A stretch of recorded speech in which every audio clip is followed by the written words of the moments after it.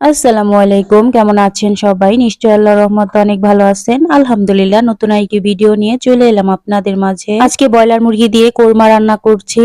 আজকে এই কোরমার রেসিপিটা আপনাদের সাথে শেয়ার করে নিব। প্রথমে আমি পেঁয়াজ, কাঁচামরিচ, আদা, রসুন, জিরা সবগুলো একসাথে ব্লেন্ডার করে নিয়েছি। এরপর মাংসের মধ্যে দিয়ে তেল, নুন যা যা লাগে, হলুদ বাদে দিয়ে সুন্দরভাবে মেখে নিয়েছি। সাথে দিয়েছি টমেটো সস। মেখে নিয়ে এরপর আমি এখন হালকা করে কষিয়ে নিচ্ছি। দেখুন মাংস থেকে কতখানি পানি উঠে গেছে। এই পানিগুলো এখন আমি শুকিয়ে নিব। এরপর আমি ঝোলের পানি দিয়ে দিব। আরেকটা কথা ভুলবেন না কিন্তু এই মাংসের মধ্যে দিতে গরম মশলার তেজপাতা। এভাবে রান্না করলে কিন্তু মুরগির মাংস খেতে লাগে বেশ মজা। আপুদেরকে বলছি বাচ্চাদেরকে এভাবে মাঝে মাঝে রান্না করে দিবেন, খুব মজা করে খাবে দেখবেন। তো দেখতেই পাচ্ছেন এই পর্যায়ে কষানো হয়ে গেছে, পানি সব শুকিয়ে গেছে। এখন আমি আবার দিয়ে দিব ঝোলের পানি। এখন ঝোলের পানি শুকিয়ে না যাওয়া পর্যন্ত রান্না করে নিব। আমি খুব ভালো রান্না করতে পারি না, তবুও যতটুকু জানি মাঝে মাঝে বাচ্চাদেরকে রান্না করে দেওয়ার চেষ্টা করি। শেষে দিয়ে দিলাম 2টা কাঁচামরিচ।